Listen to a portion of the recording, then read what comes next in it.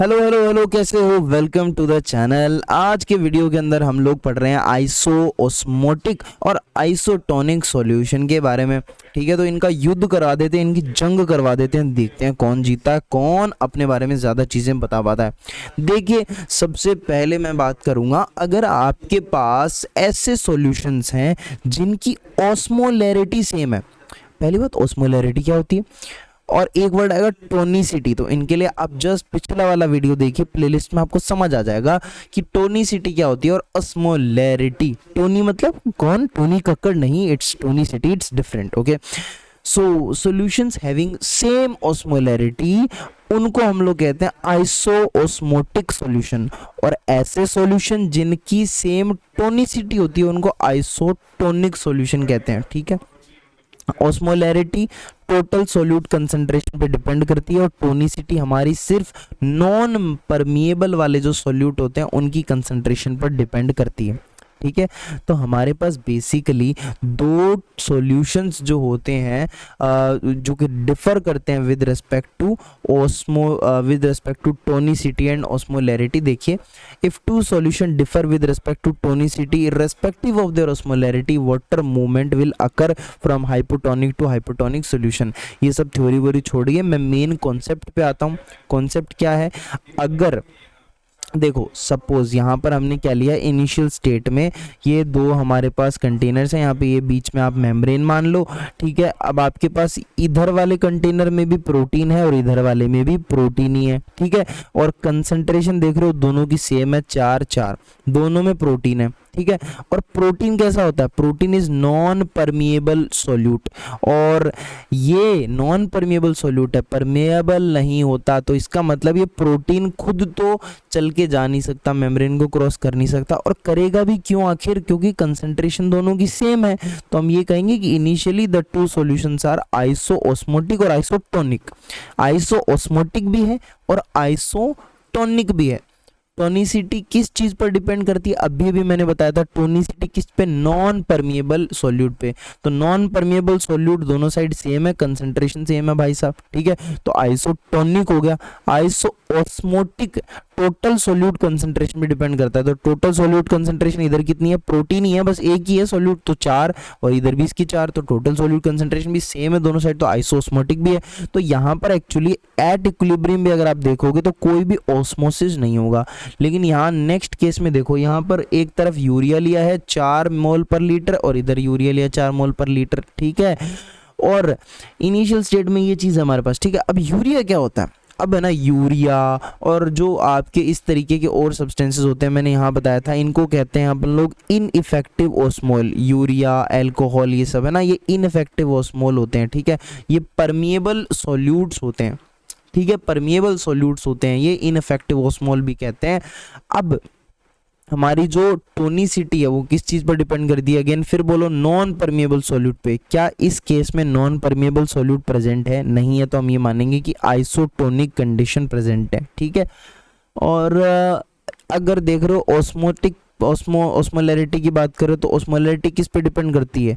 किस पे? Total solute concentration पे। तो एक ही सॉल्यूट है, इसकी कंसंट्रेशन यहाँ 4 है, यहाँ 4 है, दोनों साइड सेम है, the condition is iso-osmotic and isotonic, तो कोई भी ऑस्मोसिस नहीं होगा इक्विलिब्रियम तक। ठीक है, अब थोड़ा सा सीन बदल रहा है।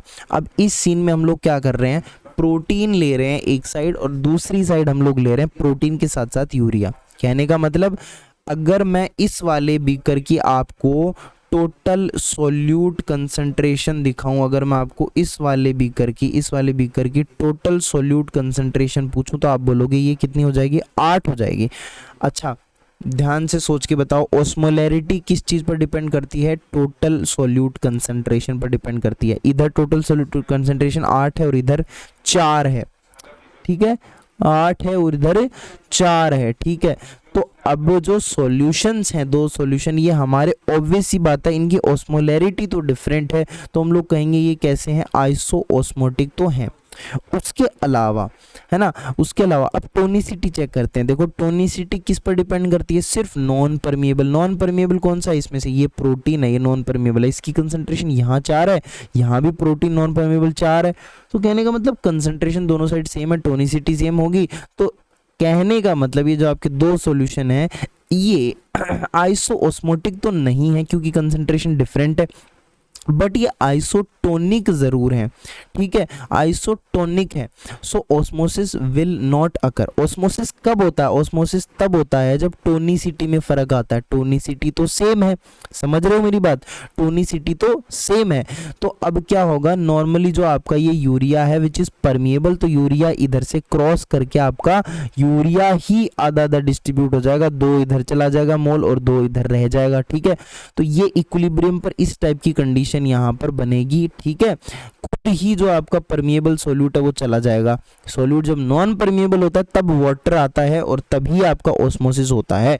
तो in case of different tonicity तभी ऑस्मोसिस आपका होगा। नेक्स्ट अब बात कर लो, फिर एक केस चेंज कर दिया हमने कि अब देखो ना, प्रोटीन लिया हमने इधर और इधर हमने लिया यूरिया।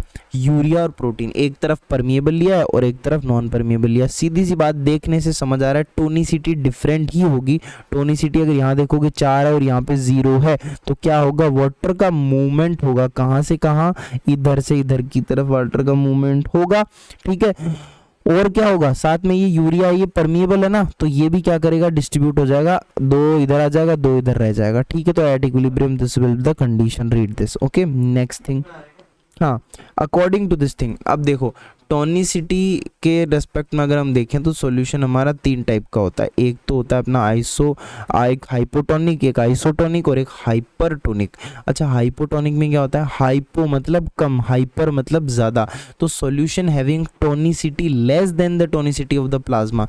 प्लाज्मा की टोनिसिटी कितनी होती है, बोलो बोलो, 290 मिली ओस्मोल पर लीटर। कितना होता है, 290 मिली ओस्मोल पर लीटर। अगर इससे आपकी टोनिसिटी कम है then this is hypotonic solution, और अगर इससे टोनिसिटी ज़्यादा है तो हाइपर, और सेम है तो आइसोटोनिक, ठीक है।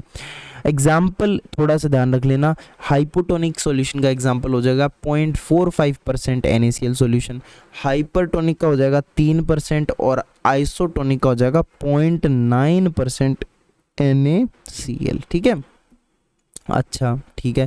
अच्छा, आपको पता है जो सॉल्यूशन की टोनिसिटी होती है उसकी वजह से आपको पता होगा ना कि ऑस्मोसिस होता है, ऑस्मोटिक ग्रेडियंट बनता है, ऑस्मोसिस होता है। तो कहने का मतलब जो सेल की वॉल्यूम है उस पर टोनिसिटी का इफेक्ट ज़रूर होता है। Tonicity of the solution has its effect on the cell volume when, जैसे आप एक RBC है उसको अगर आप एक आइसोटोनिक सॉल्यूशन में रखोगे, जैसे यहाँ पर फर्स्ट केस में किया है, आइसोटोनिक सॉल्यूशन में रखोगे तो कुछ नहीं होगा, cell shape remain the same.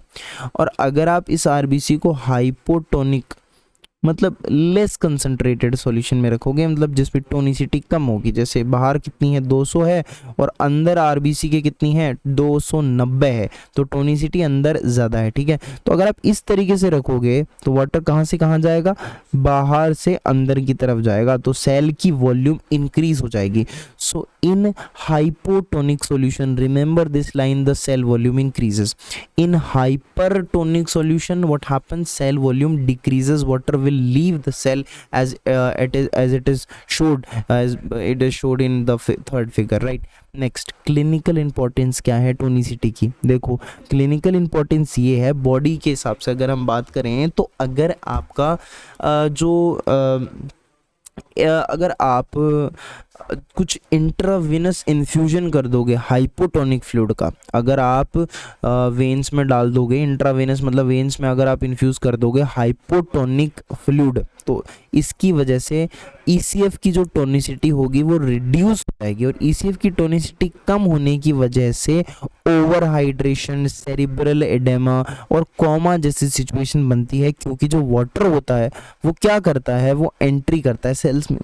क्योंकि ECF की टोनिसिटी कम हो गई और ICF की बढ़ गई ना टोनिसिटी, तो वाटर कहाँ जाएगा, वाटर जाएगा ECF से ICF की तरफ, तो पानी ज़्यादा भर जाएगा, तो इडेमा, ओवर हाइड्रेशन है ना, कोमा जैसी सिचुएशन बन जाएगी। इंट्रावेनस इन्फ्यूजन अगर हम हाइपोटोनिक फ्लूइड का करेंगे तो, अगर हम यही इंट्रावेनस इन्फ्यूजन हाइपरटोनिक फ्लूइड का करेंगे तो उसकी वजह से जो ECF की टोनिसिटी होगी वो इंक्रीज हो जाएगी और पानी बाहर जाएगा, जिसकी वजह से होगा डिहाइड्रेशन, सेरिब्रल डिहाइड्रेशन और कोमा, ऐसी सिचुएशन बनेगी पानी का लॉस होगा सेल से। और अगर इंट्रावीनस इन्फ्यूजन हम आइसोटोनिक फ्लूइड का करें तो कुछ भी फर्क नहीं पड़ेगा ईसीएफ की टोनिसिटी को, ऑस्मोटिक इक्विलिब्रियम मेंटेन रहेगा between the ICF and ECF. So that's it for the video. हम लोग आगे सरफेस टेंशन पढ़ चुके हैं, काफ़ी सारी चीज़ें हम लोग कवर कर चुके हैं, कोलॉइडल सॉल्यूशन वगैरह, ये सब चीज़ों पे आपको यहाँ पे वीडियोस मिल जाएंगे, सारी चीज़ें डायलिसिस वगैरह। और आपका ये हो गया लॉ ऑफ मास एक्शन से हमें नेक्स्ट वीडियो में स्टार्ट करता है, ठीक है।